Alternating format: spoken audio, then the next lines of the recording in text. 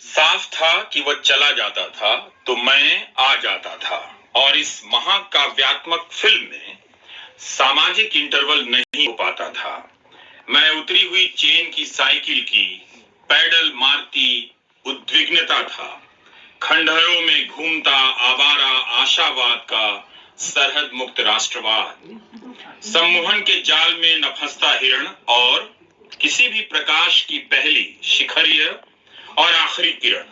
सत्य को अतिरंजित करने की कला था। सत्य को अतिरंजित करने की कला था। झूठ की प्रगल्भता के सामने लड़खड़ाने के बाद मैं हर बार संभला था। एक आदिवासी की बेदखल होने की आत्मकथा सुनकर और एक बेघर घूमती स्त्री को देखकर मैं रोज बदल रहा था न बदलते भारत में। मैं टिफिन लेकर बदलाव के लिए निकलता था, उस दुनिया में जहां कॉर्पोरेट सोशियोपैथ में बदल गया था और सरकारें सीरियल किलर में। कल्याण मंत्रालय समता की विराट और अछोर मोर्चरी था। अज्ञान के प्रसार के लिए था शिक्षा मंत्रालय और उन्माद के लिए कल्चर की मिनिस्ट्री। बहुत अवसाद में भी भीतर से खी निकलती कि देखो इनके पास।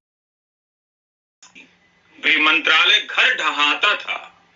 अधिनायक अहंकारक संहारक सच नहीं बोल पाता था और स्यूडोलॉजिका फैंटास्टिका बीमारी के इलाज के लिए दी गई गोलियों को लिबरलों की स्टडी में फेंक देता था।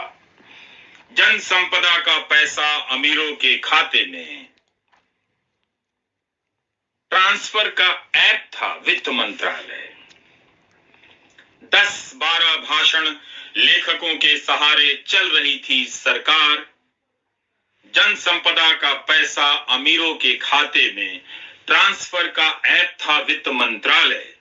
10-12 भाषण लेखकों के सहारे चल रही थी सरकार, जो रात भर मेहनत करके क्रूरता का पर्यायवाची करुणा ढूंढ लेते थे और सैन्यवादी नियंत्रक के कंधे पर खून और थूक पोंछने के लिए गमछा रख देते थे। पाप के प्रमाण पत्रों से लैस थे जनप्रतिनिधि। राजनीति भारतीय मनुष्य के विरुद्ध सतत अपराध थी।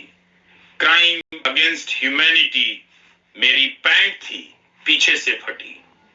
ये कविता है देवी प्रसाद मिश्र की और संग्रह का नाम है जिधर कुछ नहीं।